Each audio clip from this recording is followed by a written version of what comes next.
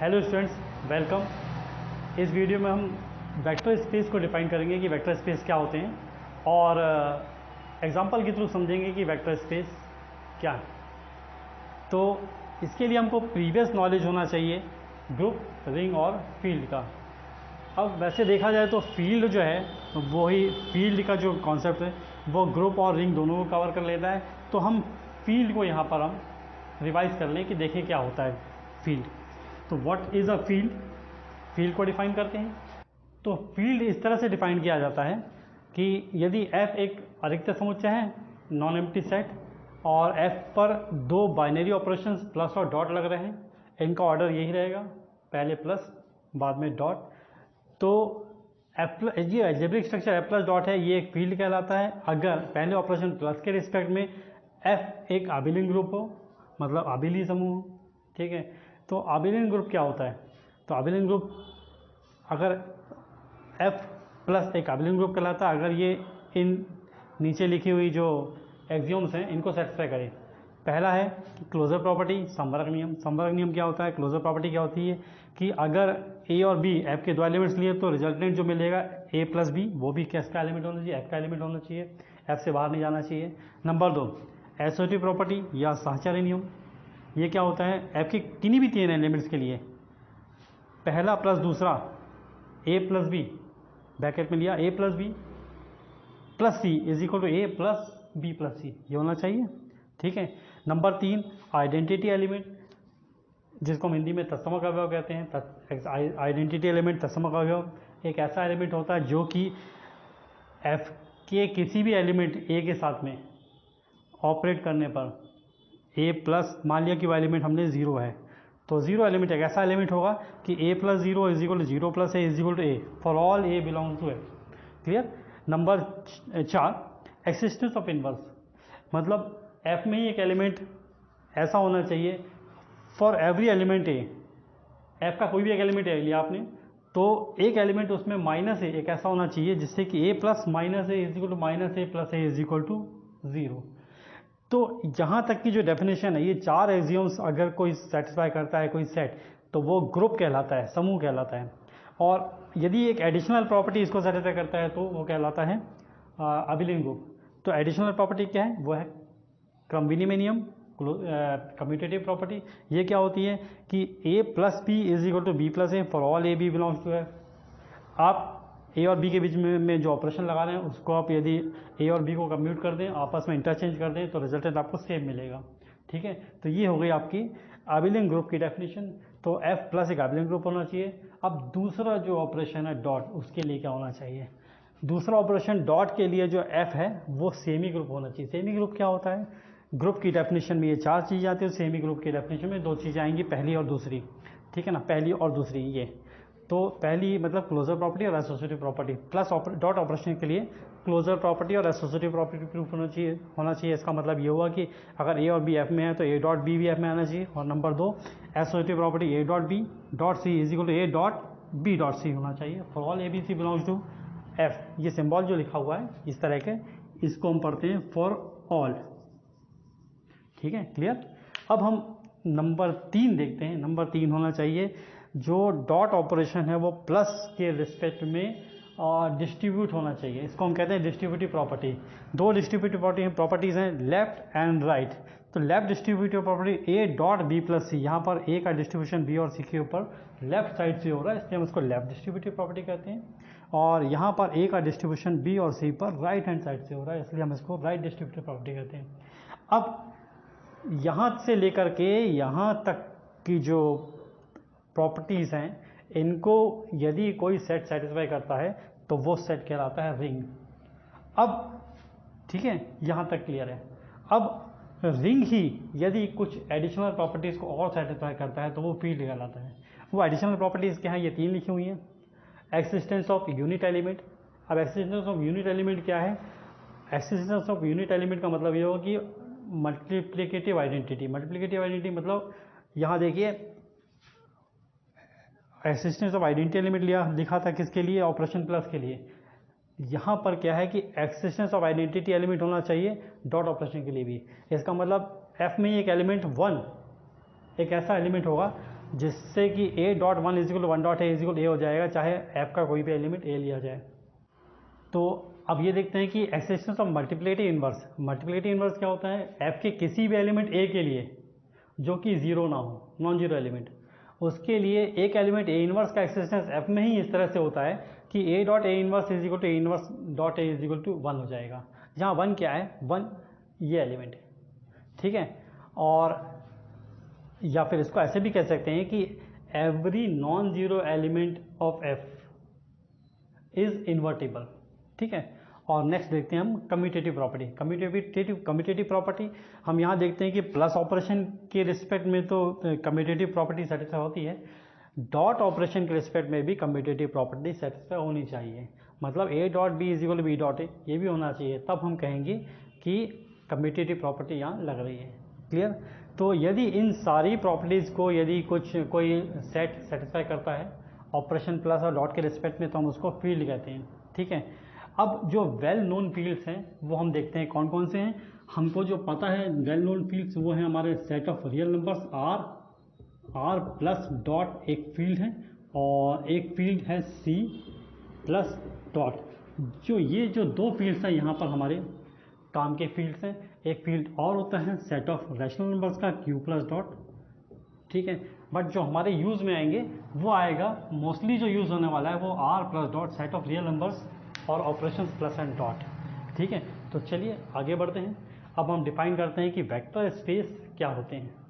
तो vector space की definition ये है कि अगर V एक नॉन एम्प्टी सेट है, अधिकतर समुच्चय है जिसमें एटलीस्ट कम से कम एक एलिमेंट होना चाहिए, और B के जो एलिमेंट्स हैं इनको हम वेक्टर्स कहेंगे, और F के जो एलिमेंट्स हैं, F जो हमारा फील्ड है उसके एलिमेंट्स को हम स्केलर कहेंगे। यहाँ वेक्टर और स्केलर के बीच में क्या रिलेशन है या क्या डिफरेंस है वो देख लेते हैं। हमको वेल नोन फील्ड पता है set of real numbers R का एक एलिमेंट मैंने 2 लिया जो कि स्केलर कहलाएगा। ये एफ जो है, ये आर जो है एफ की जगह पर है, ठीक है। तो आर का एक एलिमेंट मैंने 2 लिया जो कि स्केलर कहलाएगा क्योंकि आर एक फील्ड है। अगेन मैंने इसका एक और एलिमेंट ले लिया 3, ये भी स्केलर है, 2 स्केलर 3 स्केलर, इनका एक ऑर्डर्ड पेयर लिया, स्केलर स्केलर वेक्टर। इसी तरह से एक ऑर्डर ट्रिपल लेता हूँ, 1 scalar 3 scalar 7 scalar scalar scalar scalar, ये एक वेक्टर। तो स्केलर और वेक्टर के बीच में ये रिलेशन है। तो एक वेक्टर जो है वो स्केलर्स का एक अरेंजमेंट है, एक ऑर्डर में अरेंजमेंट है, ठीक है। तो चलिए देखते हैं आगे। तो माना कि V एक नॉन एम्प्टी सेट है जिसके एलिमेंट्स वेक्टर कहलाएंगे, F एक फील्ड है जिसके एलिमेंट्स स्केलर कहलाएंगे। तो ये algebraic structure V plus F plus dot dot लिखने में बड़ा सा दिख रहा है, इसको शॉर्ट में लिखें, इन ब्रीफ लिखे तो हम V F लिखेंगे ओनली। और अगर F जो कि फील्ड है वो अगर अंडरस्टूड है कि जैसे सेट ऑफ रियल नंबर्स ही लेना है तो हम उसको अकेला V भी लिख सकते हैं। तो हम बात करें सिर्फ V की या VF की, तो VF जो है वह वेक्टर स्पेस कहलाता है अगर नीचे लिखे जो एक्सियोम्स हैं ये सेटिस्फाई हो। नंबर 1 है, 3 सेक्शन है, पहला दूसरा और तीसरा। तो V प्लस एक आपेलिक ग्रुप होना चाहिए जहाँ प्लस एक इंटरनल बाइनरी ऑपरेशन है जिसको हम कहते हैं कि एडिशन ऑफ वेक्टर्स, हिंदी में सदिशों का योग, ठीक है। Number 2, V is closed under the operation dot, जहाँ डॉट जो है वो एक एक्सटर्नल ऑपरेशन है जिसको हम कहते हैं स्केलर मल्टीप्लिकेशन। डॉट इसके एक्सटर्नल ऑपरेशन से मतलब क्या हुआ, एक एलिमेंट F का लिया और एक एलिमेंट V का लिया। तो F और V के दो एलिमेंट्स के बीच में ऑपरेशन लग रहा है, एक स्केलर और एक वेक्टर का मल्टीप्लिकेशन है ये, जिसको हम कहते हैं स्केलर मल्टीप्लिकेशन।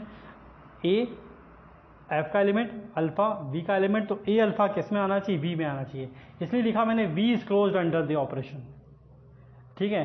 तो जो रिजल्टेंट है A F का एलिमेंट है, अल्फा V का एलिमेंट है, तो जो रिजल्टेंट एलिमेंट है वो हमको किसका एलिमेंट मिलना चाहिए, V का मिलना चाहिए।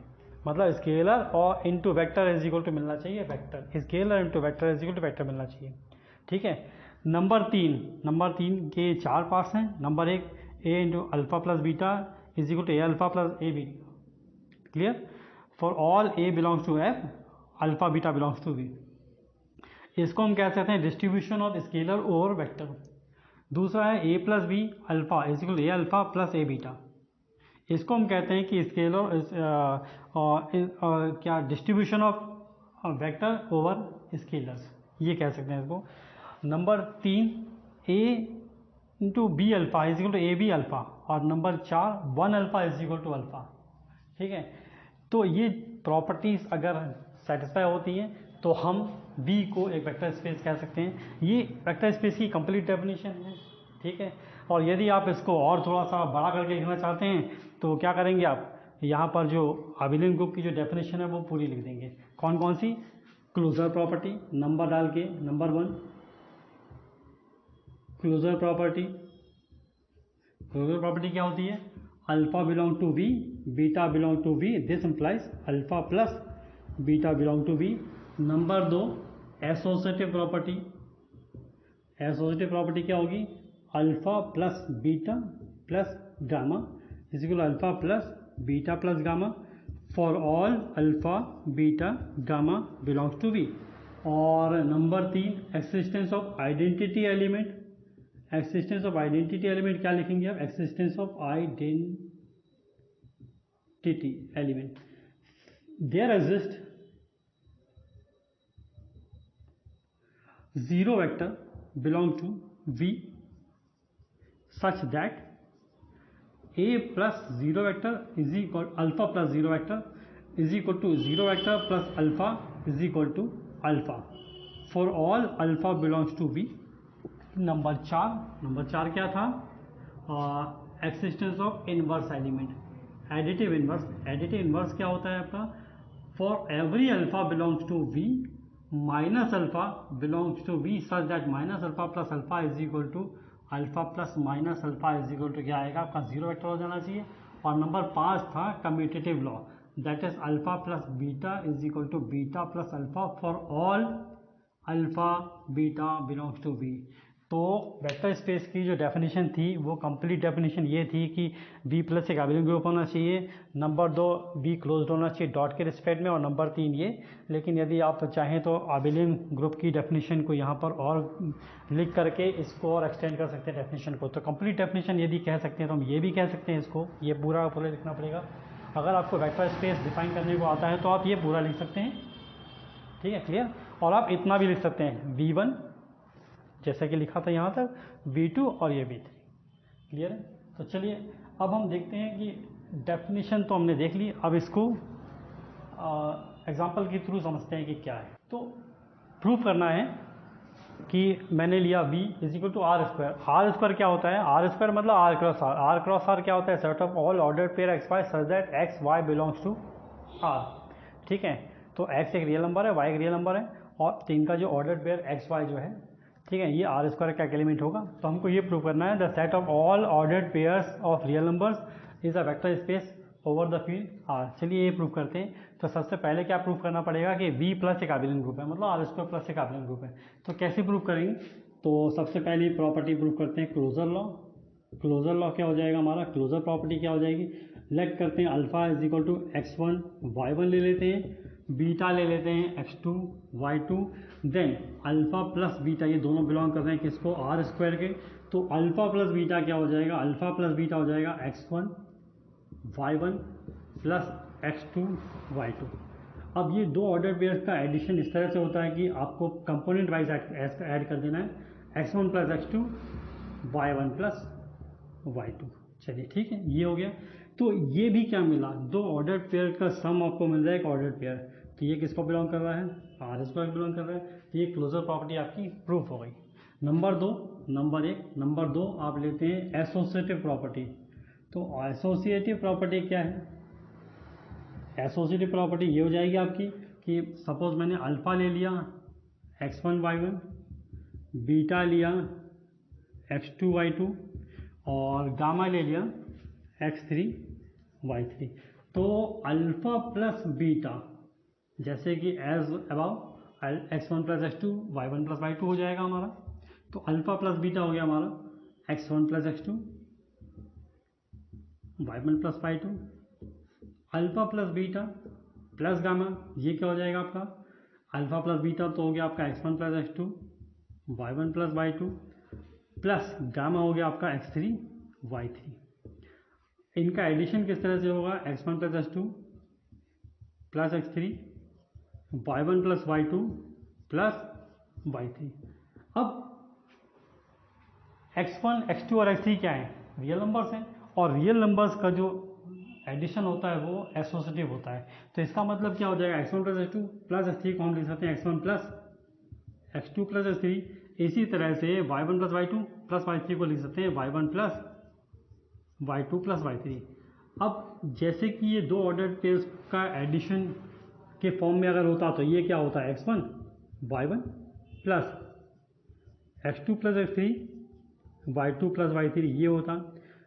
अब आप देखें कि x1 y1 क्या है, x1 y1 है आपका अल्फा और plus x2 plus x3 y2 plus y3, x2 plus x3 y2 plus y3 ये होना चाहिए आपका बीटा प्लस गामा।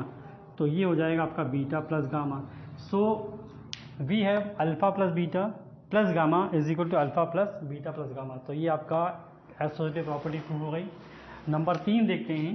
नंबर 3 आपका है एक्सिस्टेंस ऑफ आइडेंटिटी एलिमेंट। तो आइडेंटिटी एलिमेंट आर स्क्वायर में क्या हो जाएगा, आप देख सकते हैं आर स्क्वायर में आइडेंटिटी हो जाएगी जीरो वेक्टर क्या होना चाहिए, जीरो वेक्टर को मैं लिख सकता हूँ 0 0 belongs to R square such that क्या हो जाएगा आपका alpha plus zero vector is equal to zero vector plus alpha is equal to क्या हो जाएगा alpha for all alpha belongs to R square. आप देख सकते हैं सपोज मैंने अल्फा ले लिया एक्स वाई, तो अल्फा सपोज मैंने एक्स वाई ले लिया तो अल्फा प्लस जीरो वेक्टर हो जाएगा आपका X Y plus 0 0 is equal to X plus zero Y plus zero is equal to X Y आ गया। तो ये क्या हो गया आपका अल्फा हो गया। तो इसीलिए आपका जीरो वेक्टर जो है यहाँ पर जीरो वेक्टर आपका आइडेंटिटी एलिमेंट हो गया। ठीक है, नंबर 4 देखते हैं existence of inverse. Inverse element क्या होगा, सपोज मैंने अल्फा ले लिया एक्स वाई, तो अल्फा का एडिटिव इनवर्स हो जाएगा माइनस अल्फा जो कि हो जाएगा माइनस एक्स माइनस वाई। इस तरह से हो जाएगा कि alpha plus minus alpha is equal to X plus minus X Y plus minus Y जो कि हो जाएगा एक्स प्लस माइनस एक्स हो जाएगा आपका zero, Y plus minus Y हो जाएगा zero is equal to zero vector. तो आप हर अल्फा में आप उसका एडिटिव इनवर्स माइनस अल्फा जोड़ेंगे तो आपको क्या मिल जाएगा, जीरो वेक्टर मिल जाएगा। मतलब आर स्क्वायर में ही एक एलिमेंट अल्फा, हर एलिमेंट अल्फा के रिस्पेक्ट में एक एलिमेंट माइनस अल्फा है। तो इस तरह से कि अल्फा प्लस माइनस अल्फा आपको जीरो मिल रहा है, इसका मतलब इनवर्स एलिमेंट भी यहाँ पर एग्जिस्ट कर रहा है। और नंबर 5 जो होता है आपका एबेलियन ग्रुप के लिए commutative property alpha plus beta. Number 5 commutative property alpha plus beta x1 plus x2 y1 plus y2। आप x1 x2 यहाँ पर रियल नंबर्स हैं तो रियल नंबर्स का सम को मालूम है कि कम्यूटेटिव होता है, तो मैं x1 प्लस x2 को x2 प्लस x1 लिख सकता हूँ। इसी तरह y1 प्लस y2 को y2 प्लस y1 लिख सकता हूँ। और ये हो जाएगा आपका x2 y2 plus x1 y1। और x2 y2 क्या है, बीटा है, x1 y1 क्या है, अल्फा है। तो आपको alpha plus beta is equal to beta plus alpha यहाँ पर मिल गया। क्लियर है। तो क्योंकि यहाँ पर एबेलियन ग्रुप होने के सारे एग्जाम सेटिस्फाई हो रहे हैं, इसका मतलब आर स्क्वायर प्लस एक एबेलियन ग्रुप है। क्लियर। अब हम ये प्रूफ करते हैं कि आर स्क्वायर जो है वो क्लोज्ड है with respect to operation dot जो कि स्केलर मल्टीप्लिकेशन कहलाता है। तो स्केलर मल्टीप्लिकेशन के रिस्पेक्ट में आर स्क्वायर क्लोज्ड होगा, ये प्रूफ करते हैं। चलिए इसके लिए देखते हैं। तो R square is closed under the operation, R square is closed under operation dot scalar multiplication, ये प्रूफ करते हैं। तो लेट करते हैं ए बिलोंग्स टू आर जो कि हमारा फील्ड है यहाँ पर, और अल्फा इज इक्वल टू ले लिया X Y belongs to R square. Then A alpha निकालते हैं तो ए अल्फा आएगा A X Y is equal to क्या होगा आपका A X A Y. Scalar का जो वेक्टर के हिसाब से मल्टीप्लिकेशन इस तरह से होता है ए एक्स ए वाई, ये दोनों कंपोनेंट्स में ए जो है वो डिस्ट्रीब्यूट हो जाएगा, अलग अलग मल्टीप्लाई हो जाएगा। तो A into X Y is equal to A X A Y. ये किसको बिलोंग कर रहा है, ये भी ऑर्डर पेयर हुआ तो किसको बिलोंग कर रहा है, आर स्क्वायर को बिलोंग कर रहा है। तो ए आर में है, अल्फा आर स्क्वायर में है, तो ए अल्फा किस में मिल रहा है, आर स्क्वायर में मिल रहा है। तो इसका कंक्लूजन क्या निकल रहा है कि R square is closed under the operation dot. Clear? तो ये हो गया आपका सेकेंड पार्ट। अब आपको थर्ड पार्ट प्रूफ करना है। थर्ड पार्ट में आपके 4 पार्ट हैं। थर्ड पार्ट खुद 4 पार्ट्स में डिवाइडेड है। Number 1 A into alpha plus beta is equal to A alpha plus A beta, ये प्रूफ करना है। तो उसके लिए क्या करें, ए मैंने लिया belong to R square, sorry A belong to R, alpha ले लिया x1 y1, बीटा ले लिया x2 y2। तो अल्फा प्लस बीटा तो पता ही आपको क्या हो जाएगा, तो a into alpha plus beta निकालते हैं। a into alpha plus beta हो जाएगा आपका x1 plus x2 y1 plus y2, ये अंदर मल्टीप्लाई हो गया a x1 plus x2 a y1 plus y2, इस तरह से हो जाएगा। अब यहाँ a एक रियल नंबर है, x1 एक रियल नंबर है, x2 एक रियल नंबर है। तो रियल नंबर्स के ऊपर हमको पता है डिस्ट्रीब्यूटिव लॉ लगता है, तो ये हो जाएगा ax1 प्लस ax2। इसी तरह से यहाँ पर ay1 प्लस ay2 हो जाएगा।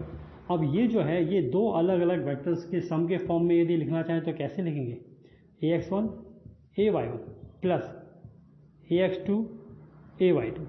अब यहाँ से आप क्या करें, a कॉमन निकाल के लिखें x1 y1 प्लस इसी तरह से यहाँ से a कॉमन निकाल के लिखें x2 y2। अब ये क्या हो गया, ये हो गया आपका a x1 y1 मतलब alpha plus a x2 y2 मतलब beta. So a alpha plus beta is equal to a alpha plus a beta हो गया। ये हो गया नंबर 1। नंबर 2 देखते हैं। नंबर 2 है इसमें आपका a plus B alpha is equal to a alpha plus B alpha. Number 2 a plus B alpha is equal to, suppose मैंने लिया अल्फा को एक्स वाई, तो ये क्या हो जाएगा आपका a plus B X Y is equal to a plus B X. Scalar जो होता है वो वेक्टर्स पे इस तरह से मल्टीप्लाई होता है कि a plus B X a plus B Y component wise, तो a plus B X a plus B Y, ये हो गया। Again a plus B X क्या हो जाएगा, डिस्ट्रीब्यूटिव लॉ से A X plus B X A Y plus B Y. और इसको 2 अलग अलग वेक्टर्स के सम के फॉर्म में कैसे लिखेंगे, A X A Y plus B X B Y. और ये क्या हो जाएगा आपका a स्केलर बाहर X Y plus B scalar बाहर एक्स वाई, और एक्स वाई क्या है, एक्स वाई अल्फा है, तो ये हो गया a alpha plus B alpha. So a plus B alpha is equal to a alpha plus B alpha. Number 3 a B alpha is equal to a B alpha क्या हो जाएगा, suppose alpha मैंने X Y लिया तो B alpha क्या हो जाएगा B X B Y. और ये हो जाएगा आपका a जो है स्केलर है, इस वेक्टर में इसका मल्टीप्लिकेशन किस तरह से हो जाएगा, a B X a B Y.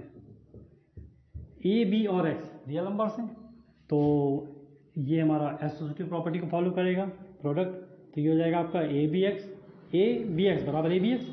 इसी तरह a B Y is equal to a B Y. अब आप यहाँ पर देखें कि A B as a scalar बाहर कर दें, तो ये हो जाएगा आपका ए बी बाहर, बचा क्या एक्स वाई, और ये क्या हुआ A B what is X Y alpha. So A B alpha is equal to A B alpha. Clear. Number 3 और नंबर 4 जो बच रहा है वो है हमारा 1 alpha is equal to alpha. तो यहाँ पर देखते हैं what is 1। Number 4 what is 1। 1 is the unit element of field F. Field F यहाँ पर हम ले रहे हैं सेट ऑफ रियल नंबर्स, तो ये है हमारा 1। तो आइडेंटिटी एलिमेंट मल्टीप्लिकेटिव आइडेंटिटी, तो 1 alpha is equal to 1 alpha हमारा यहाँ पर क्या है एक्स वाई ले रहे हैं, तो 1 alpha is equal to 1 X Y, जो कि हो जाएगा 1x 1 वाई, और 1x is equal to X हो जाएगा, क्योंकि 1 आर का एक ऐसा एलिमेंट है जो